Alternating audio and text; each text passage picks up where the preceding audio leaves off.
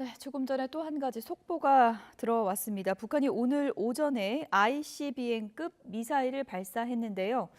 김정은 위원장이 이와 관련한 입장을 냈다는 속보가 들어왔네요. 북한 김정은 위원장이 이번 ICBM 발사 관련해서 적에 대한 대응 의지 그리고 핵 무력 강화를 고수한다. 이런 강경한 입장을 밝혔다는 속보가 들어왔습니다.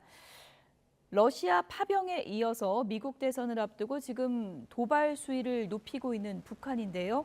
오늘 아침 8시, 7시 10분 정도에 ICBM급 미사일을 발사했고요. 한 5시간이 지났는데 김정은 위원장이 직접 ICBM 발사와 관련해서 적에 대한 대응 의지와 핵 무력 강화 고수하겠다 이런 강경한 입장을 내놨다는 속보가 들어왔습니다. 북한 관련 상황 문성묵 한국국가전략연구원 통일전략센터장과 얘기 나눠보도록 하겠습니다. 센터장님 어서 오세요. 네, 안녕하세요. 예. 도발을 한 이후에 이렇게 몇 시간 만에 김정은 위원장 입장이 이렇게 바로 나온 것도 조금은 이례적인 것 같은데 어떤 거라고 보십니까? 그렇죠. 보통 예. 도발을 하고 ICBM이라든지 뭐 탄도미사일 각종 군사 도발을 하면 대략 그동안 북한 행태를 보면 다음 날 북한 매체에 보도를 했단 말이죠. 예.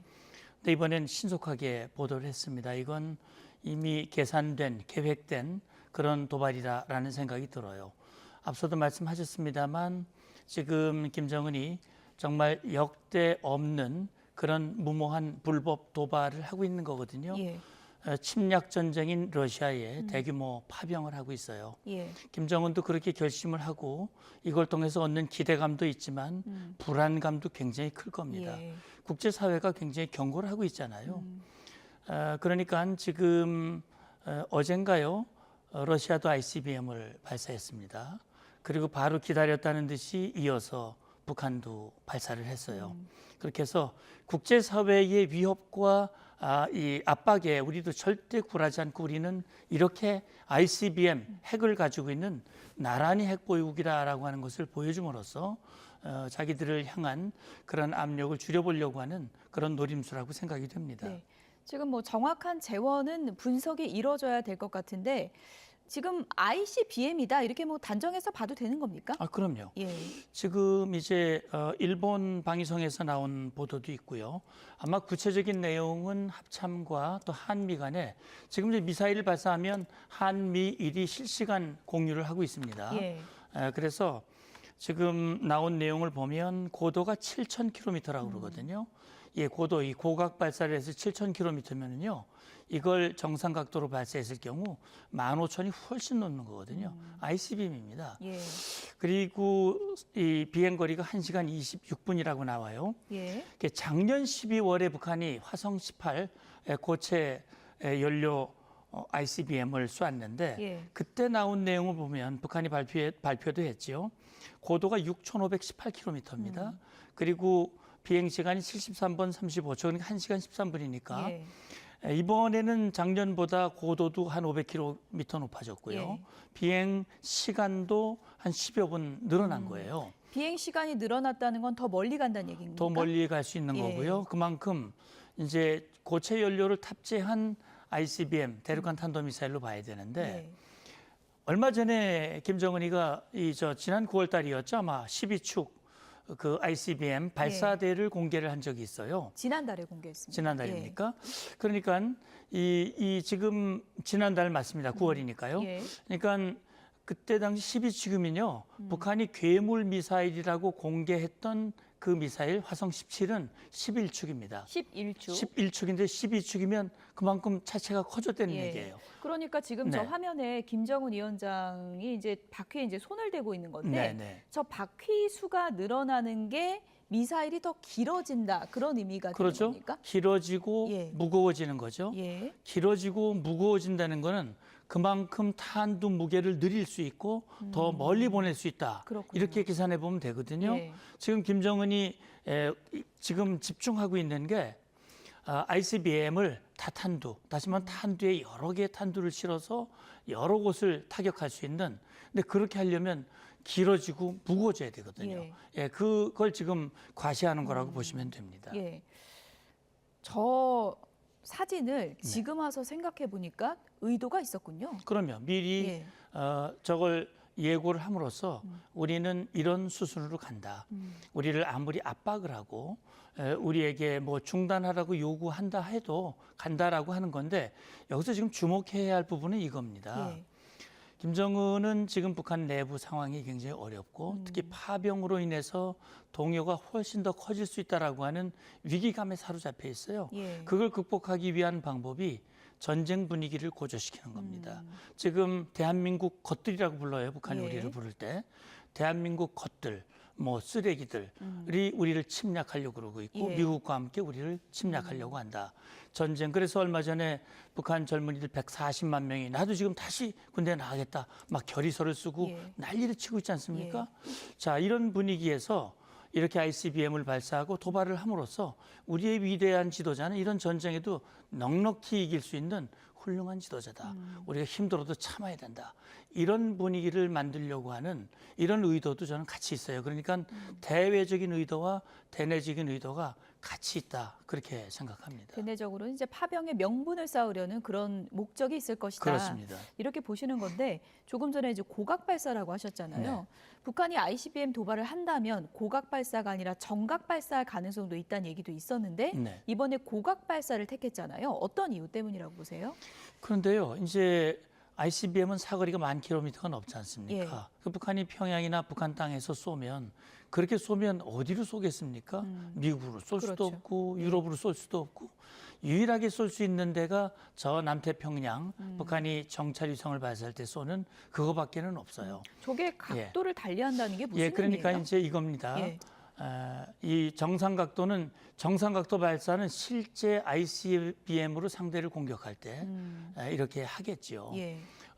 그런데 지금 저렇게 할 수 있는 상황이 안 되기 때문에 그동안 북한이 ICBM 화성 15, 17, 18 이렇게 ICBM을 여러 번 발사했지만 한 번도 정상 각도로 발사한 적이 없습니다. 그랬군요. 계속 고각으로 발사했고요. 그러니까 고각으로 발사해서 할 수 있는 거는 고도, 그다음에 이제 이 ICBM 같은 경우 3단으로 구성이 되어 있지 않습니까? 예. 1단에서 단분리, 2단에서 단분리, 3단에서 또 분리.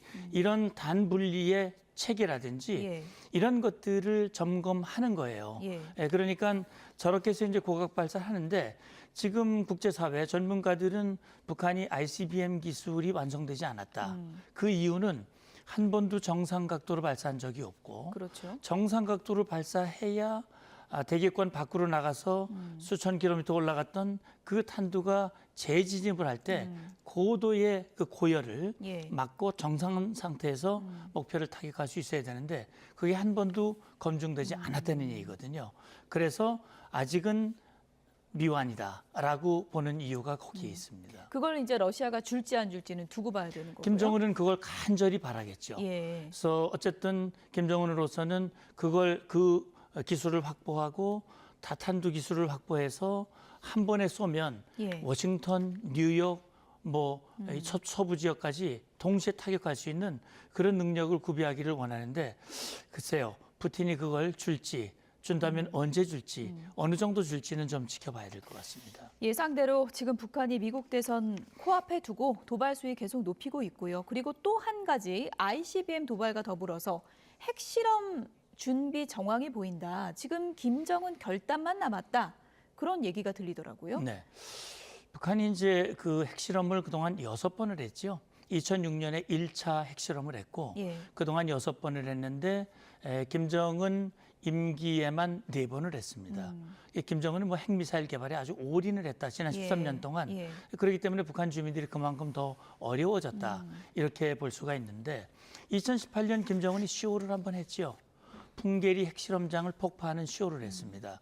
그래서 소위 말하는 모라토리움, 이제 자신의 비핵화 의지가 있다는 걸 보여주려고 예. 트럼프에게 정상회담 직전에 5월 25일이죠. 예. 그때 기자들만 모아놓고 저게 폭파하는 쇼를 했는데 이 그림이잖아요. 그렇죠, 전 이 세계가 그림입니다. 주목했던. 주목을 예. 했는데 저는 그때 저건 쇼라고 저는 봤거든요. 왜냐하면 저 깊이 있는 그 갱도까지 다 폭파한 건 아닙니다. 그렇군요. 입구만 폭발을 했기 때문에 복구가 금방 뭐 가능한 상태였던 그럼요. 건가요? 언제든 복구할 수 예. 있었다는 것이 예. 이후에 입증이 된 거거든요. 예. 저렇게 쇼를 하고 1년 후에 모라토리움을 모라토리움을 파기하고 다시 저걸 복구하기 시작했는데 벌써 이제 핵실험을 한다는 얘기가 벌써 몇 년 전부터 나왔거든요.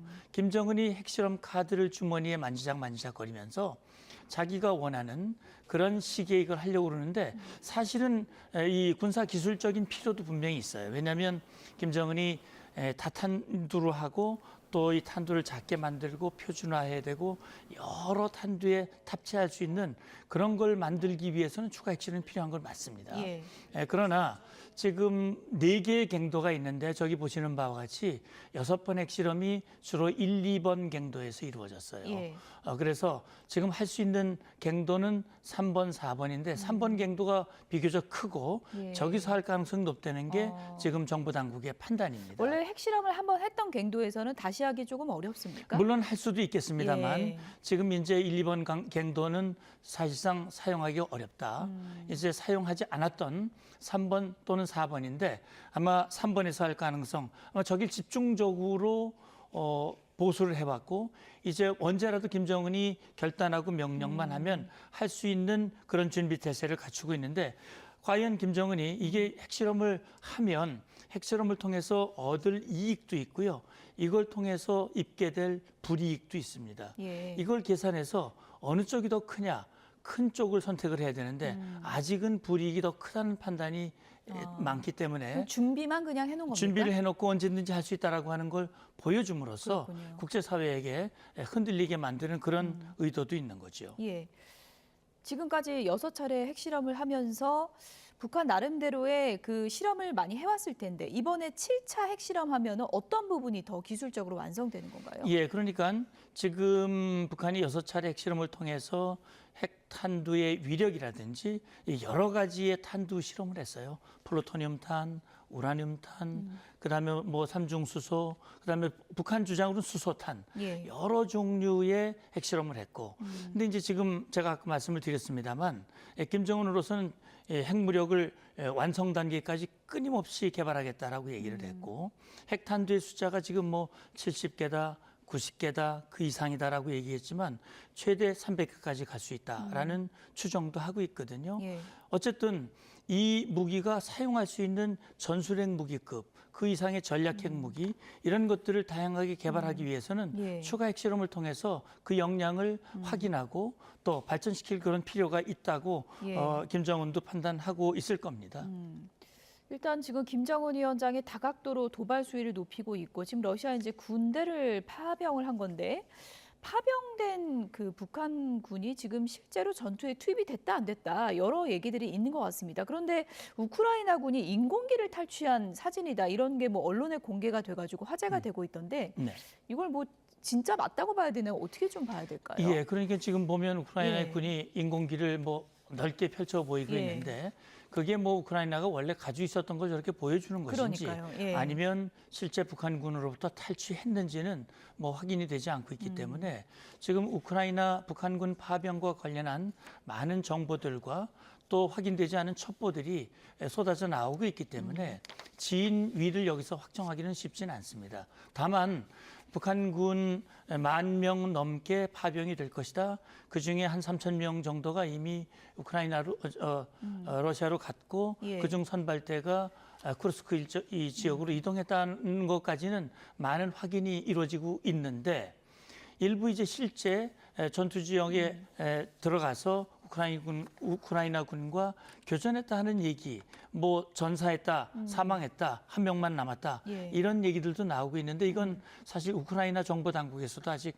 확인해주고 있지 않기 때문에 그렇군요. 그걸 사실로 아직 단정하기는 쉽지 않아요. 그러나 예. 어쨌든 그냥 가서 뭐 아무 역할도 안 하려고 보냈을 가능성은 저는 없다고 보기 때문에 예. 어떤 형태로든 시기와 조건이 되면 아마 가급적 빠른 시기에 더 추워지기 전에 예. 투입될 가능성은 높다. 그렇게 저는 봅니다. 러시아는 뭐 시치미를 계속되고 있는 거고 우크라이나는 공식 확인을 안 해주면 이걸 확인할 방법이 참 요원할 것 같은데요. 지금 이런 상황에서 김용현 국방부 장관이 우리도 정보 분석을 하는 병력 정도는 보내야 되는 거 아니냐 이런 얘기를 하고 있거든요. 그건 어떻게 보세요?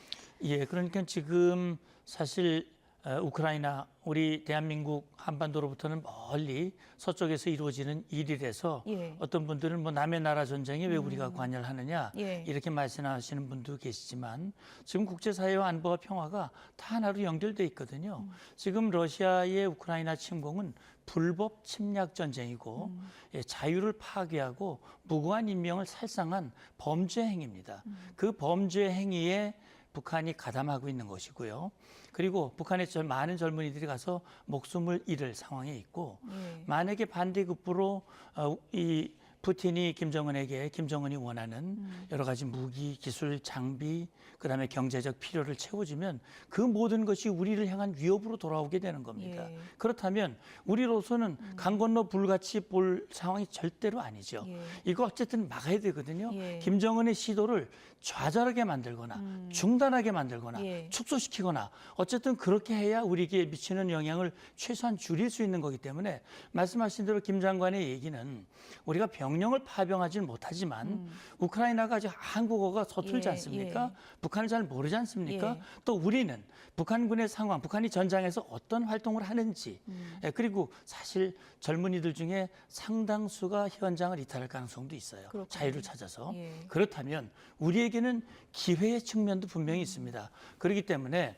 우크라이나를 도와서 언어적인 측면이라든지 정보적인 측면이라든지 도울 건 돕고 우리가 얻을 건 얻고 그런 차원에서 협조하거나 모니터하거나 참관할 수 있는 그런 인원들을 보내는 건 전 필요한 조치라고 보는 겁니다. 우리가 직접 실상 파악을 해야 되는 거다. 그렇죠. 그건 우리 국익에 필요한 거니까요.